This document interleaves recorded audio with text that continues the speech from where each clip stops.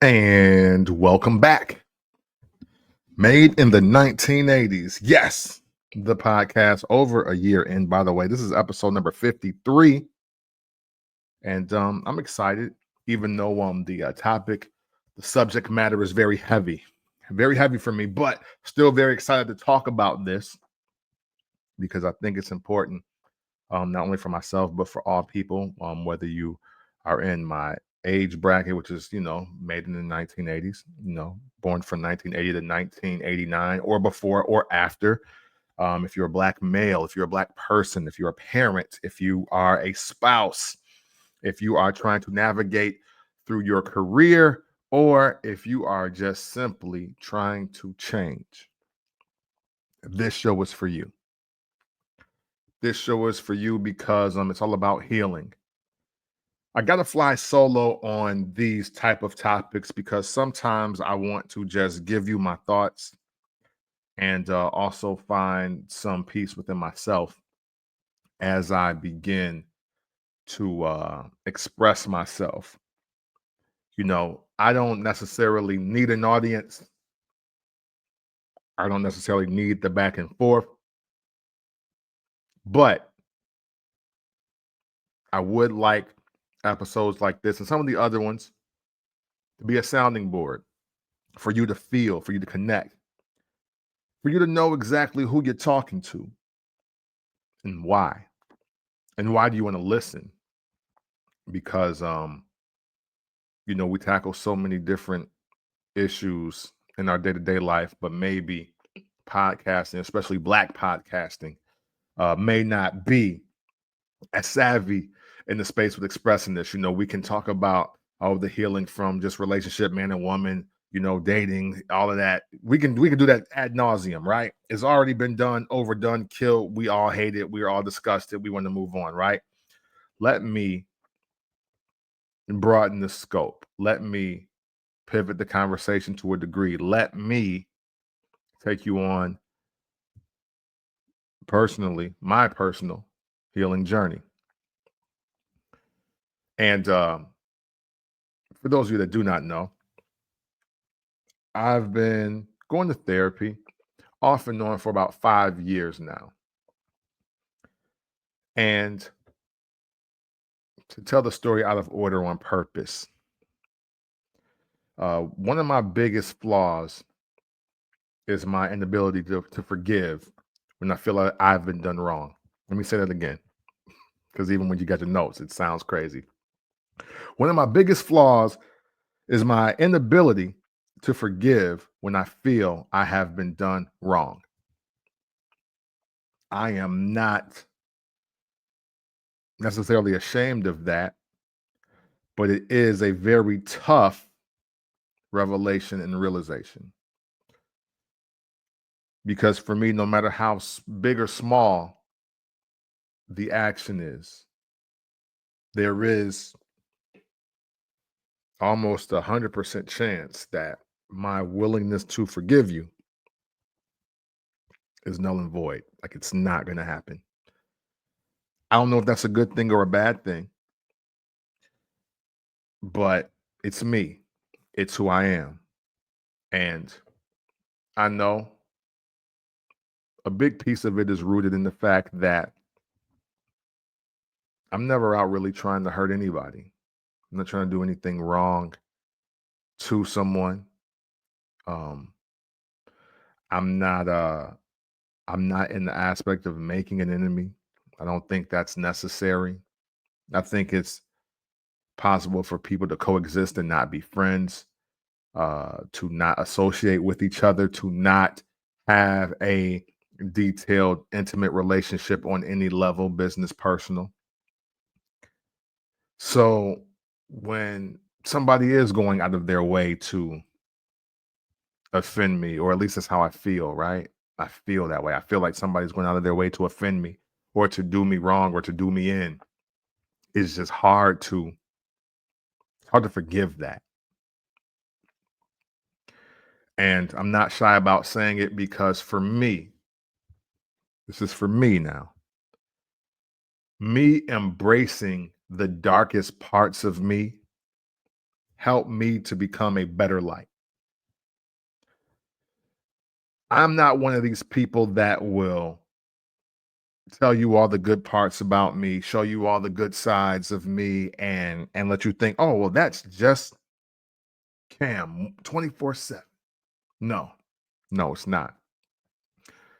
To know me is to know some of the pain I feel, some of the anger I feel, some of the resentment, the hostility, because it's all part of me. I get so far down within myself and sometimes on others,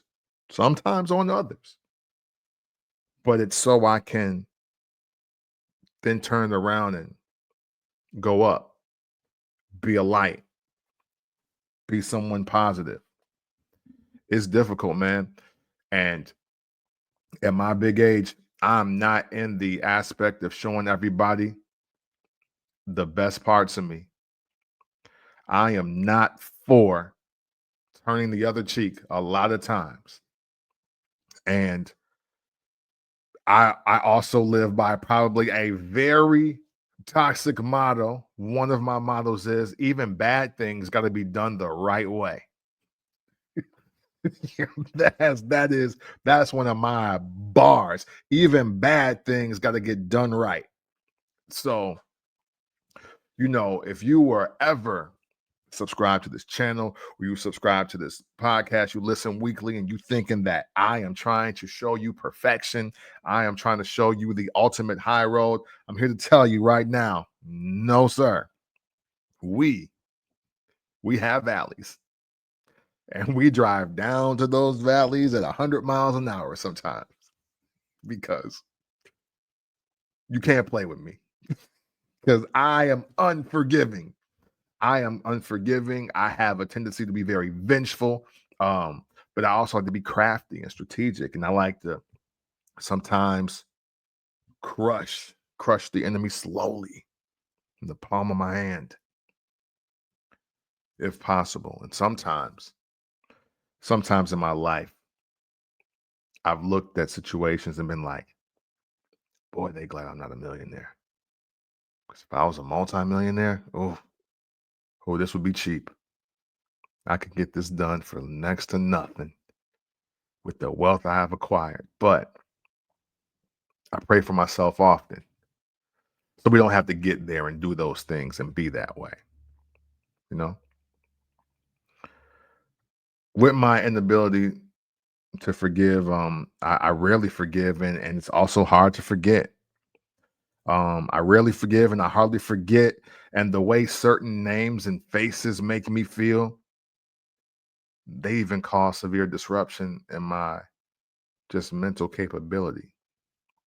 Sometimes an interaction with the wrong person on any day, because every day is the right day for some names, some faces, some people, my mind just blacks out just in the aspect of, yo, I will kill you and mean it. You know, I went through my phone. I've done this a couple times, but I've done it more recently for a career change. And as I was going through my phone, I just started seeing names. Some of it, it's warm, it's heartfelt. It's like, yo, that's my people. These are the people I love. These are the people I care about. I'll do anything for this person, that person. Some people I was like, wow, I don't even remember how I got this number. I don't remember who this is. I can't place a name with the face. I don't even know where this area code is from and how I even got this number. Then some names attracted heat. I felt an overwhelming sensation burning inside of me.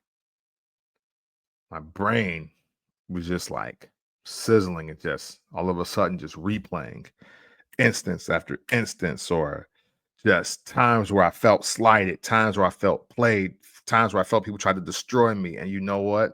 For the sake of me and them, I deleted that contact. And I would encourage anybody else to do that as well. If you are in a situation or if you are just looking at your phone, go through your contact list. You can do it annually, semi-annually, quarterly, whatever you got to do. Go through your phone and just read the contacts. I'm a firm believer, just because I've done it twice, I'm a firm believer that the energy that you get off of that number, it will radiate off of that number, off of that contact list, and it will tell you what to do with that number.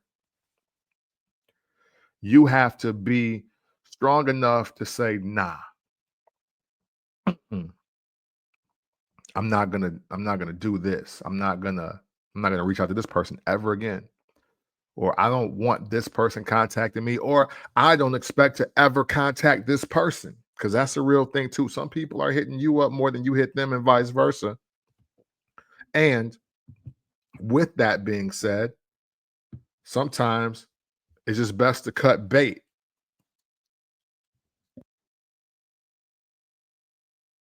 Now, when I say cut bait, I don't even mean giving them a heads up. Some people have been deleted from my phone and they have no idea, and they won't know until they attempt to reach out to me again. And I say, who this? And oh well, that should let you know where the energy is and where the relationship was. And at the end of the day, the best part of me says it's no hard feelings. But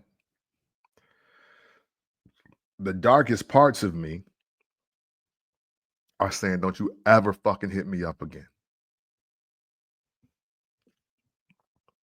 Because back to this hard to forgive, never forget type of deal. I would love to respond in violence to a few people. I would love to respond in just sheer uneducated, unadulterated, just pure violence.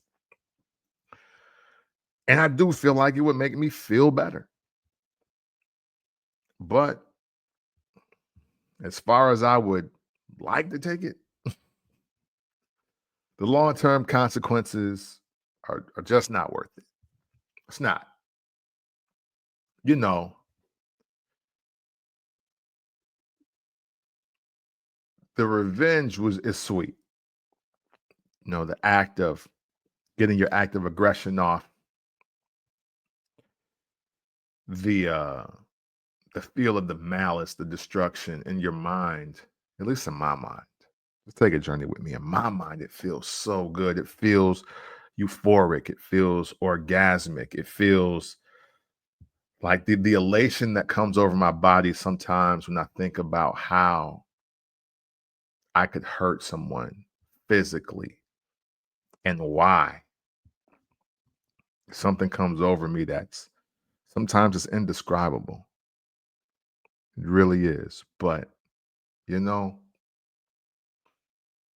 I'm not trying to see prison. I'm not.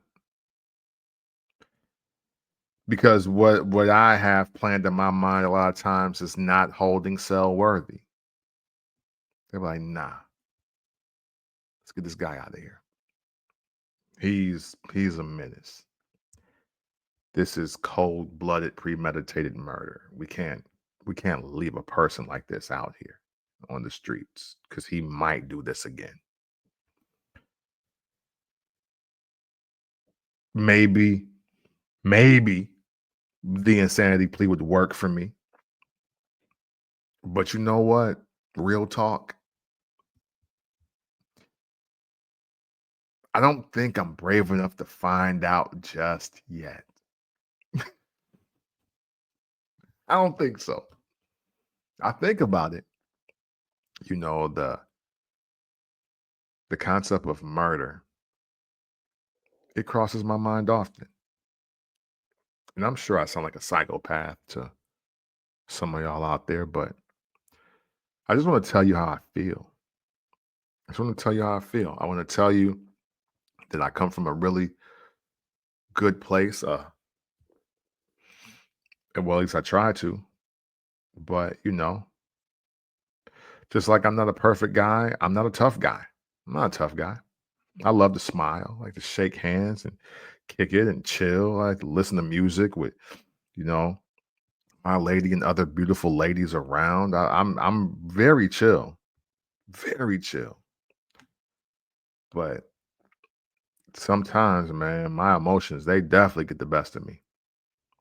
They get the best of me. And there's a lot of times in my life where I absolutely want blood and I will sometimes believe I'll pay any cost to get it.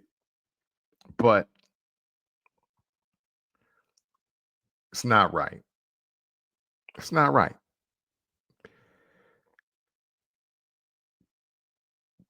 That's the emotional intelligence side of me. So, with that, right? So, with all these things I feel, all these dark feelings, all these dark thoughts, everything that's going on in my mind, like, well, what should I do? Like, what do I do? What do I do when forgiveness is a non-factor, forgetting is very hard, and I am in need of healing? What do I do? Well, the first thing I ever did was write. I was just writing, really writing for my life, just all the desires, the thoughts, issues, problems, fantasies, all of it. Just write it down, write it out.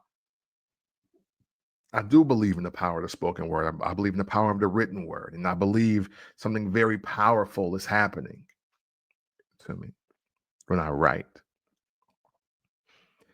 And man, I'll say this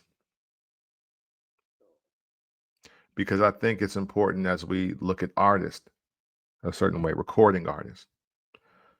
You know, I'll be writing some things, some will be very vicious, some will be very personal, very vulnerable. And I record that music.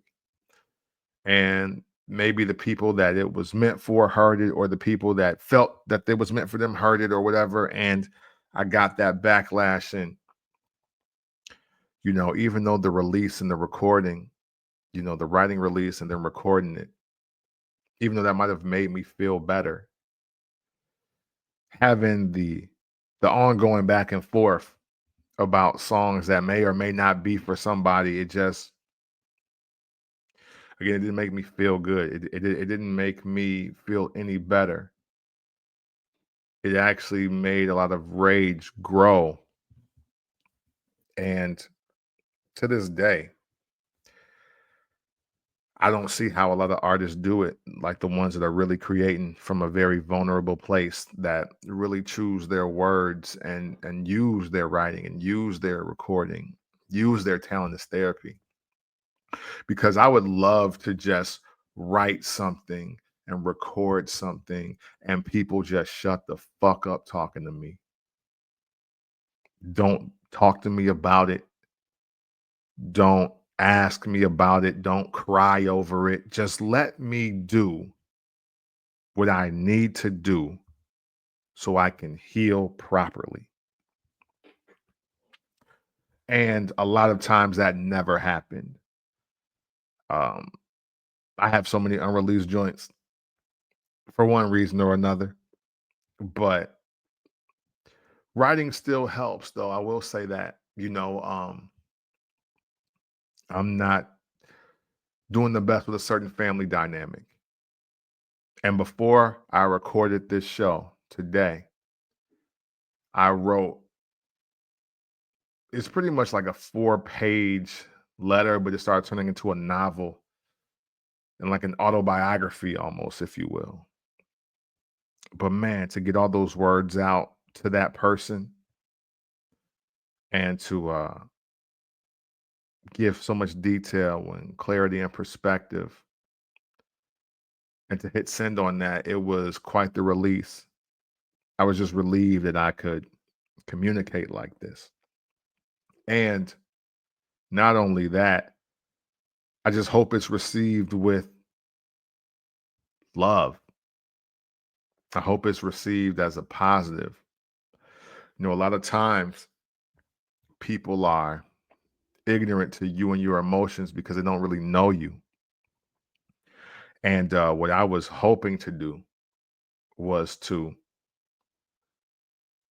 pour my heart out in the form of like an origin story almost, and an effort to be listened to and understood. And I hope that helps both parties, but it automatically has helped me a tremendous amount. I I don't even feel the same way I was feeling earlier in this week, earlier in this day. Now that I got a chance to put those words on paper and send them to a person that really needed to hear them or read them. 'Cause I didn't record the audio. Another thing I would do, or I have done, which I'm getting back to, is exercise. Specifically for me, because I'm not a gym rat. I mean, you can probably tell if you, I mean, depending on what I show in this, in these video screens or whatever, but I'm not a gym rat. I have a very hard time building muscle mass, but there was something so freeing when I started running a mile like 3 or 4 times a week. I was really getting into a very positive headspace when I just started running. This past week, I ran my first 5K. Well, I ran some of it. I ran as much as I could. But it reminded me of how freeing doing that mile used to be for me and getting my running shoes specifically for that purpose. And I'm going to get back to that. I'm going to get back to that not only just for health reasons, but mentally. I always felt a lot better after I took that mile and just ran. My hurt, my anger, my frustrations, just everything feels better because running will also humble you. You know, I remember a couple times being so mad. I take off running through the canal and Waka Flocka's playing or Lil Jon and the East Side Boys, and I'm sprinting. And boy, 45 seconds later, I am humbled and walking. It's just a reminder of how upset I was, but how I needed that, again, that release. I just needed that moment to get myself out of that angry state. And so a lot of times, not even sometimes, a lot of times I would make that run and then mentally just better. Sometimes I'd even forget about what was bothering me. So getting back to that, definitely a big piece of healing, writing, exercise, specifically the mile. When I get up to a mile and a half, even if I got to walk 3 miles, I'm gonna have to get me what is it, the Fitbit, Apple Watch. I wish I was popular enough for them to give me one, but until that day comes, I might just have to buy an Apple Watch. But I really need to get focused on my health anyway, just being the age I am. But I'm trying to build those healthier habits so I can function properly up here. The brain for all my audio listeners. The other thing I did, and I alluded to it earlier, but it's therapy, you know, therapy.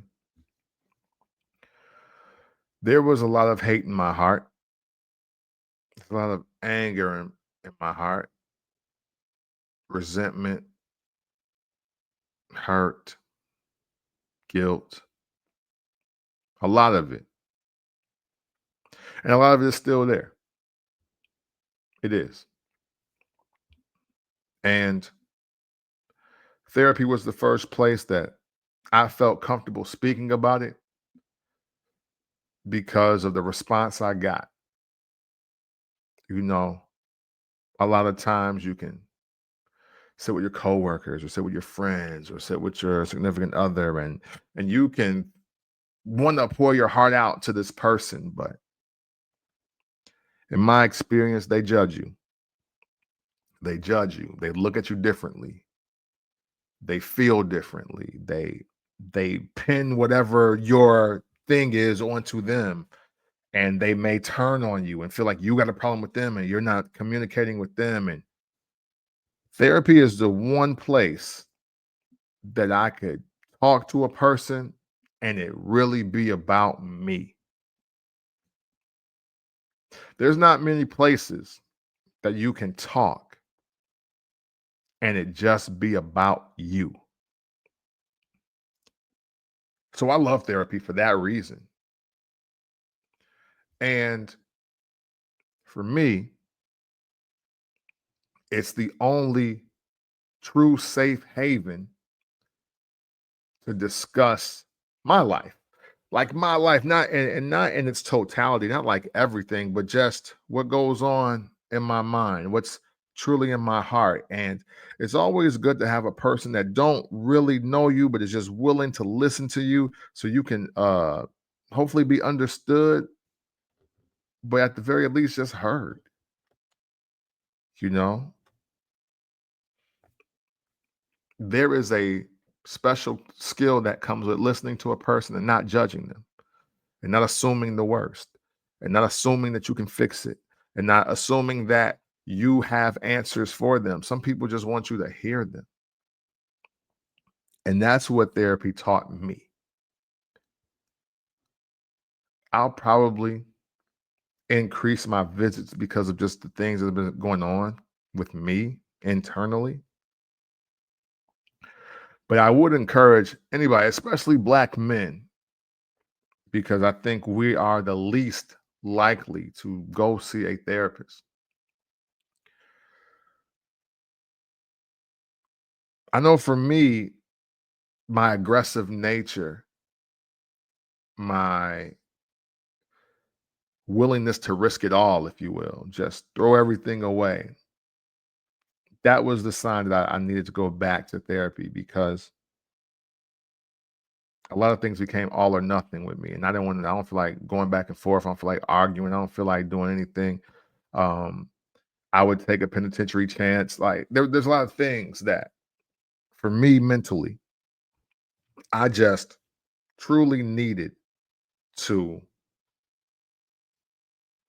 just get out of my mind and have somebody else talk to me to tell me what it is and what it ain't and why, or just give me some more perspective, or just to just again hear me out and not respond with something that turns back to them. Because humans, a lot of humans by nature are selfish. A lot of us, especially in America, is just a what's in it for me mentality. That's the world we live in.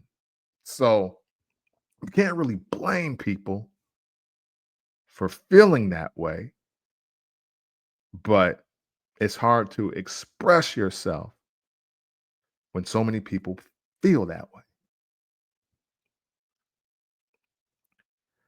Which brings me to the last thing that I have to try to heal, to try to cope, to try to deal, and which is podcasts. Not just listening to them, but creating them. You know, this episode, even as I talk to you right now, there's a healing element to it. If I was able to even laugh at myself one time during this, I think I've done a good job. I don't like to do a lot of finger pointing. I don't like to put a lot of blame on anybody else. I am my own man. I make my own decisions and I do what I want to do. And I'm willing to take what comes with that. And even though it's not to a beat, doing episodes like this are the other therapeutic outlet that I have to kind of talk to the world, and maybe not as much of an artistic way, but just in a real way. I think that's what's needed, real talk. I would love for music to reflect the time, and I would love to create some music that help people get through life, but that's just not it's not where I'm at right now mentally. Listen to Jelly Roll. You want to get through life, listen to Jelly Roll. Listen to some other artists just of our time, like listen to DMX. I mean, granted, you know, there's a lot of other wild stuff on there too, but there's there's so many rappers out there, Starlito, Don Tripp, there's Nipsey Hussle. There's a lot of people out there that are singing about real life, rapping about real life, performing through real life that can help you out with. So maybe it is just on me to just talk real. Just be a real voice at a real time for somebody outside of myself.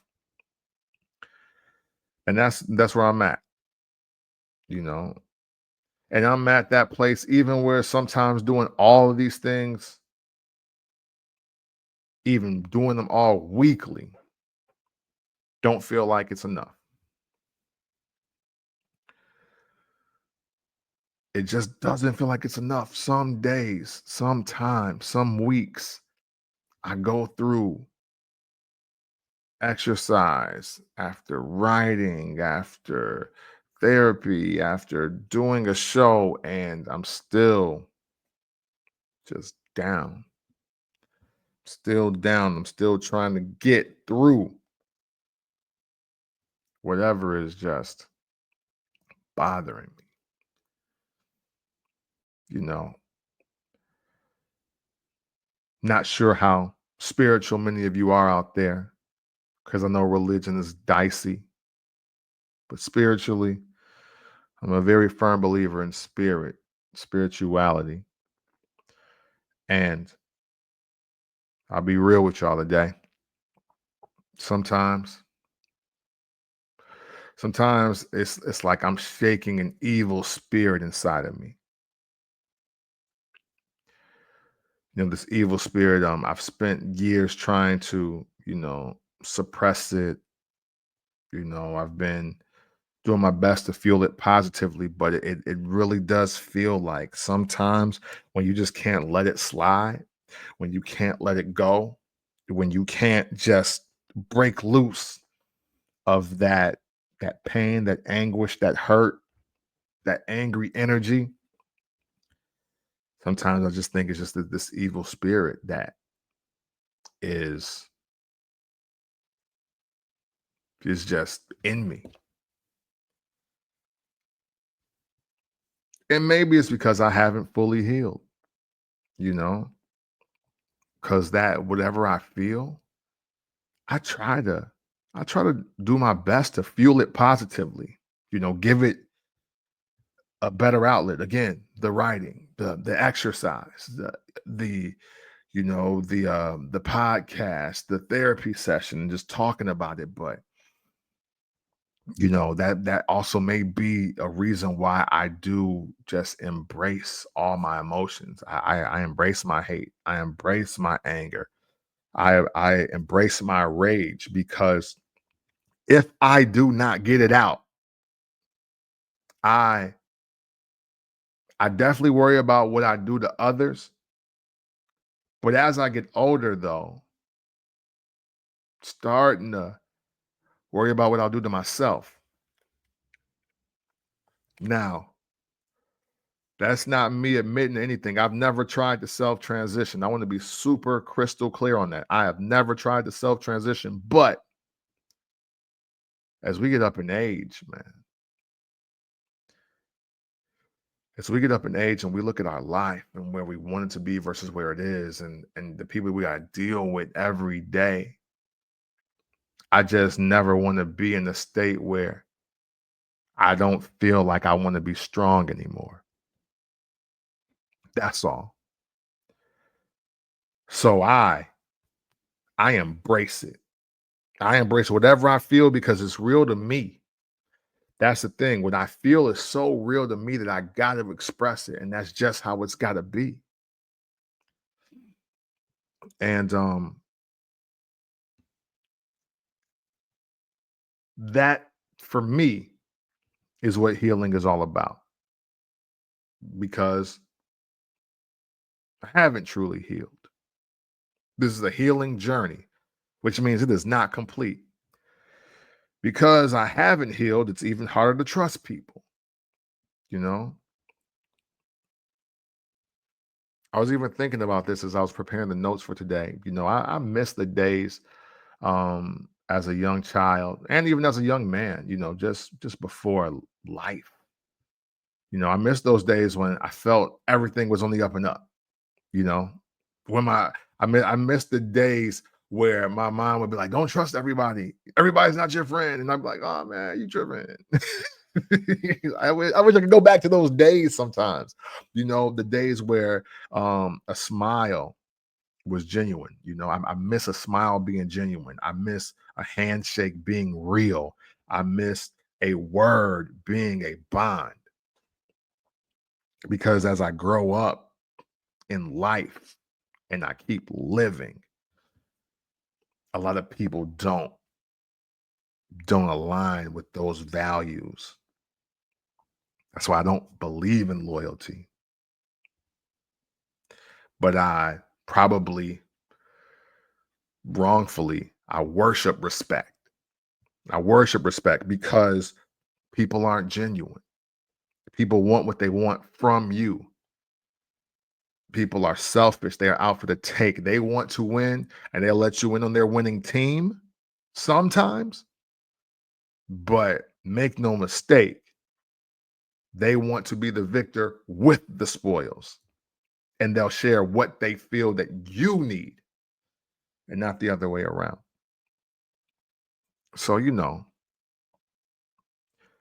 I just miss those days, and because of what I've experienced again, personally, professionally, relationship wise, family wise, money wise, whatever wise you want to say, I've experienced something that's made it very hard for me to heal and very hard to forget, because to forget these things is to leave yourself open for it to happen again, and we're never doing that. Nah, we can't do that at all. That's just something that cannot, will not allow. And with all that being said, I mean, hey, be clear, be crystal clear. If you weren't in the front end of the show, I'm not above mistakes. I'm definitely not above mistakes. I've made quite a few in my lifetime. I've made quite a few in the last 12 months. I've made a lot of very critical and crucial mistakes in the last 12 months of life. Well, maybe not a lot, a handful though. For sure, a handful, and so I'm not above it. There's somebody out there, maybe a few people, that have some stories that exist. The story of their life, I'm a co-star, and I'm also the supervillain. And I'm aware of that. Some of those stories I don't mind either. I would love to be the villain that wins.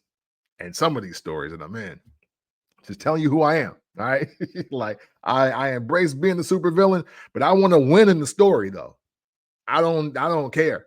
Like, I'll be the villain. That's cool. I'll play my part. I'll be in that role. Oscar worthy performance. I want to win though. Because bad things got to be done right too. Sorry. That's how I feel. That's how I feel. Um, but hey, you know what? Even with that saying truthfully, I'm not much of a hero in my own story. No, I'm not a hero at all. Matter of fact, not in my story. The story of me, who I am. If you were to tell me what my story is right now, from origin to right now, I'm more like a loner. I'm like a loner that's in search of peace, you know? A loner in search of peace. And when I'm alone. Only the thoughts of my past hurt me. So, that is why I walk alone, because I just want a chance to really heal.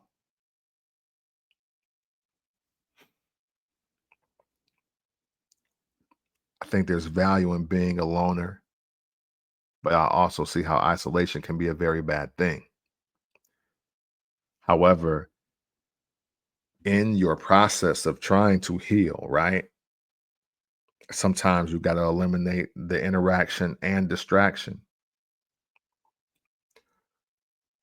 It's hard to focus with so much information and so much opinion being thrusted upon you. So, no, I'm not a hero. I'm not a hero in my own story. I'm also not quite a martyr either. But I do thank God that the story is not fully written yet, at least from my vantage point. He has something planned for me, and I'm going to accept whatever that is. But I I'm just glad it's not over yet. Because even in my mind, I have so many things I want to do, so much impact I want to create. And I look forward to what God puts on my heart and in my mind and in my body to proceed with. As I get on this healing journey and I get very real about it, very serious about this healing journey, I just think about what my therapist said to me. And I want to share this with you all because I think it's important for me to share this with anybody, whether you're on session one or have no plans on going to therapy at all. I do want to share this with you. My therapist told me that the first thing that I personally have to do is forgive myself. And only because I've moved states, I'm on my second therapist, but they both told me the exact same thing. You first got to forgive yourself. And man, that's hard. That's hard because one of my superpowers, if you will, is my self awareness. I know exactly who I am, who I want to be, and what I want to do in that time because I can be someone else in 3 years. I could be somebody else by 4th of July. But in the moment, I'm very self aware of who I am and what I want and what I want to do and how I want to do it. I'm aware of my mistakes as well as my successions, you know. And even though I may be mad at people for the things that they have said or done to me, I'm equally mad at myself for me letting those things happen. And that's where the guilt comes in for me. That's where it's hard for me to forgive me because why did you let them do that to you? Why did you let them say that? Why did you let them get that off? If you did this, this wouldn't have happened. If you could have just moved that way, it wouldn't have happened. And I struggle with that a lot, a whole lot. And it's time that I forgive myself for a lot of things that I've done or even didn't do. So I'm definitely going to take some time, some serious time to look inside of myself and see exactly what that means for me. Like what does forgiving myself really look like? Because I'm in need. I'm in real need of it. Healing for me is an ongoing journey.